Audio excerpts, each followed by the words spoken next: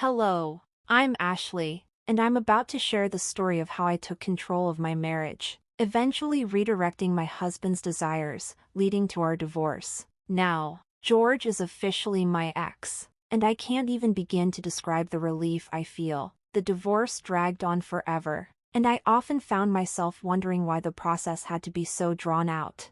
Just before everything was finalized, George made an 8-hour trip to see me. He begged for one last conversation, but I refused to open the door. Why? Well, that morning I had uncovered something that solidified my decision. Our marriage had become a burden, and I was more than ready to end the act of pretending there was still love or care between us.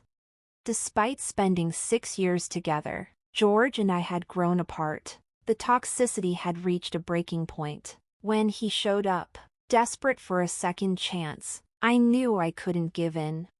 "I'm sorry, George, but this is over," I told him. He pleaded, wanting me to hear him out, but I had heard it all before. The cycle of disappointment was over. It was time for both of us to move on. His knocking and calls continued, but I held firm. I couldn't let emotions sway me now. After what felt like forever, he finally left. To understand where I was coming from, let me take you back a few months. George and I had just had another argument. It was the same old story. He wasn't listening, and I was frustrated by his constant neglect, like his failure to clean up after himself. It seemed like I had to remind him about the same things over and over, and eventually, that exhaustion turned into resentment. "I'm done trying to constantly be nurturing and affectionate with you, George. You're an adult, so start acting like one," I said. "I don't even know what you're talking about," he replied. "Well, if that's how you feel, maybe I should just leave." "Why don't you?" he shot back. That was it. I decided to leave. A couple of days later, George showed up at the hotel where I was staying, begging for my forgiveness. Each time this happened, I talked myself out of divorce, thinking our problems were too small to end it over. But when someone refuses to change, despite all the reminders, it wears you down, and eventually, you can't ignore the resentment any longer. And that's exactly what happened.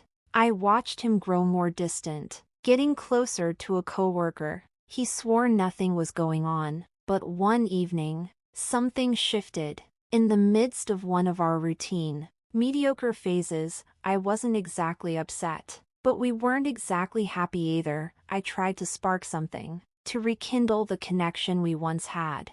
I welcomed him home like a 1960s housewife, handing him a martini and asking about his day. His response? "What's all this, Ashley? You didn't have to do all this."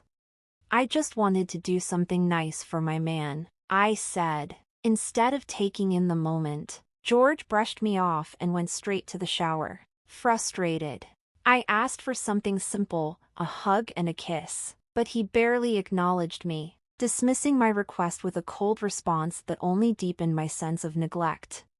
At that moment, I couldn't tolerate his indifference any longer. I wrapped my arms around him, breathing in his familiar scent, his usual cologne, though it was stronger than usual, suggesting he'd recently applied it. But as I pulled away, I caught an unfamiliar scent, faint but unmistakable, a woman's perfume. My heart sank. Then I noticed it, a lipstick stain on his collar. Without thinking, I slapped him hard, the martini slipping from my hand and spilling to the floor as tears welled up in my eyes. "I demand an explanation," I snapped, barely able to control my shaking voice. "Explain this to me, now." Caught completely off guard, he fumbled for words, his face pale and nervous, like a schoolboy caught cheating. "You're despicable. You're sick," I shouted, my anger spilling out without care for the neighbors. "Let them hear it. Let them hear how terrible you really are. How could you do this to me after everything we've been through? Did you want to crush my heart?"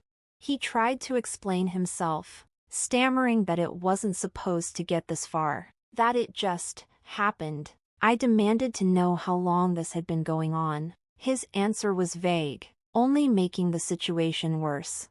"You think you can just get away with this?" I cried. "Maybe I should burn this whole place to the ground and erase every memory we have together." He begged me not to take such extreme action, but I couldn't stop. "You've already destroyed everything. Why not just get rid of the memories, too?" He dismissed my anger as overdramatic, but I wasn't listening anymore. The time for reasoning was long gone. I asked him again, bitterly, "Where were you when I needed you? When you could have been here, talking to me instead of betraying me?" "I have no excuses," he muttered, looking down. My fury reached its peak when he casually admitted that he'd brought her into our home. "You couldn't do this somewhere else? You had to bring her into this house, the one we built together?" "I've built a life for myself, Ashley, and honestly, you've been a huge disappointment. My mom was right about you all along," he said, his voice cold and unfeeling. "Do you think I'm overreacting?" I said, my voice trembling with rage. "Just wait. You haven't seen anything yet." I hit a breaking point, and my house, was no longer a sanctuary. It became the target of my fury. I didn't care that it was mine anymore. I was done. The painful memories, the lies, the years of frustration, it all hit me like a tidal wave. I was ready to leave it all behind, sell it, and move on. I shattered dishes, tore down paintings, and overturned furniture. Upstairs, I raged, crying and threatening to take him for every penny he had in the divorce. I meant it now. I was done. Amid the chaos, he tried to stop me, holding me back, even though I struggled. His strength overpowered mine. He eventually calmed me down, but the violation of his touch only made the anger burn hotter. How could I have given a decade of my life to this man? My heart felt as though it was being torn apart, every piece of it burying itself deeper into the wound he had inflicted.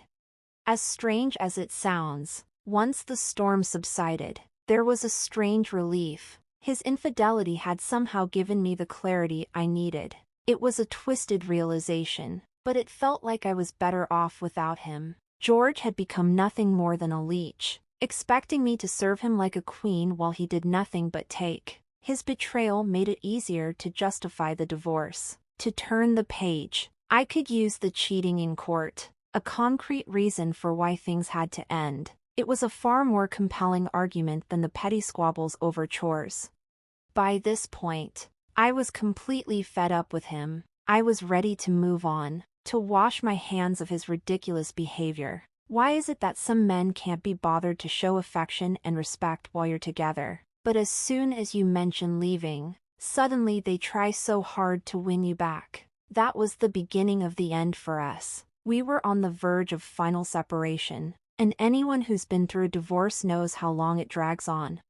As the clock ticked down, George tried everything to win me back. He posted desperate messages on social media, trying to get sympathy. He even went so far as to tattoo my face on his back. It was insane, and it only made me feel repulsed. There was no coming back from this. I couldn't forgive him for what he'd done. Adultery wasn't something I could overlook. To make things even more absurd, his new lover, the one he was so clearly enamored with, stuck by him despite the fact he was publicly begging me to return. It was almost like they were two sides of the same pathetic coin. They deserved each other. As much as it hurt, having spent 8 years with him, I refused to let him worm his way back into my life. Then, out of nowhere, my lawyer called to give me the best news I'd heard in a long time. The divorce would be finalized soon, possibly within days. I couldn't contain my relief. Finally, I'd be free. I celebrated with a glass of wine, allowing myself to feel the weight of everything I'd been through and finally begin to let go. While sorting through old boxes in the attic, I came across photographs that reminded me of the life we once had before everything fell apart. But then, tucked away among the memories, I found something I never expected, a mineral rights document. I stared at it, confused. Why would we have something like this? As I read through the details, my eyes widened in shock. Beneath the house, beneath everything I was about to sell, there were precious minerals and stones worth an estimated $50 to $80 million. I read and reread the document, making sure I hadn't missed anything. The information was clear, though a little dusty and stained. It was unmistakably official. Why had this been hidden away from me? And why hadn't I been told about it? I felt a surge of confusion, and as I dug deeper, the pieces started to fall into place, pieces that would shock me, just as they did then. As I examined the papers more closely, something caught my eye: George's signature. He had signed off on this. That realization hit me hard. It all clicked. What if George's sudden desperation to reconcile had nothing to do with our marriage at all, and everything to do with the money? Once the divorce was finalized, he would have no claim to this newfound wealth. Was he trying to win me back just to secure a piece of the fortune beneath our home? The thought made my heart ache all over again. I couldn't believe anyone could be so consumed by greed. For a moment, I wavered. His pleas tugged at me, but I quickly reminded myself, a wolf in sheep's clothing stays a wolf. My suspicions were hardly foolproof, but my gut told me this was the real reason he was fighting to get back with me. Later that day, my suspicions were confirmed when George appeared at my door, just as I'd feared. Well, George, what on earth are you doing here? I asked, trying to keep my composure. He begged for another chance, but I was resolute. I can't keep going through this endless cycle of pain and disappointment. It's time for us to part ways for good. But he wouldn't let up. There's something important we need to discuss, he insisted. I raised an eyebrow, skeptical. What could possibly be so important now? And then, he dropped the bombshell: there's something precious I'd be leaving behind if we don't reconcile. I asked him what he was talking about, and after a moment of hesitation, he replied, "You." Of course, I didn't hesitate to decline, making it clear that I had no intention of rekindling anything with him. I wished him well in his new life and was finally at peace knowing we were done. With a firm motion, I slammed the door in his face, but he didn't stop. He knocked and yelled, claiming he had driven 6 hours just to see me, thinking that would somehow make me sympathetic. Eventually, he left, but the relentless barrage of texts and calls didn't stop. After what felt like hours of ignoring him, I finally gave in and picked up the phone. "What is it, George?" I asked, my patience worn thin. He insisted on talking, claiming he'd gotten a hotel nearby and was coming over. Skeptical, I asked why he was so obsessed with winning me back. He played the innocent card, but I wasn't buying it. "Did you return the mineral rights document?" I asked, my voice cold. There was a long pause. He had been caught. "What mineral rights document?" He feigned ignorance, but I wasn't fooled. I laid it all out. "The one you signed without telling me. The one that reveals there's a fortune buried beneath our property."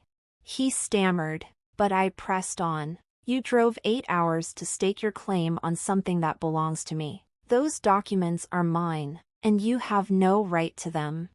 He threatened to go get them, but I made it clear, if you step foot on my property, there will be legal consequences.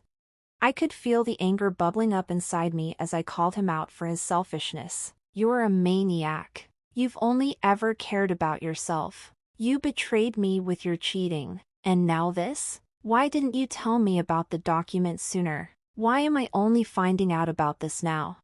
He stayed silent, and I finished with, "You never cared about me. Goodbye, George. I hope the divorce is finalized by tomorrow." There was a stunned silence on the other end. "Tomorrow?" he asked, bewildered. I told him that my lawyer had assured me everything would be finalized by then. Frustrated, he tried to undermine it all, calling me a bottom feeder, But I wasn't fazed. That's exactly what you are, I shot back. And once everything is finalized tomorrow, trust me, I'm securing all that money. There's nothing you can do to stop it. I ended the call before he could say anything more, but as expected, my phone soon buzzed with a flood of calls and texts. This time, however, they were no longer filled with pleas or fake apologies. Instead, they were laced with threats and spiteful words. It's strange, really, when a villain shows their true face. But by that point, it didn't shock me. I didn't even read them. I had already won.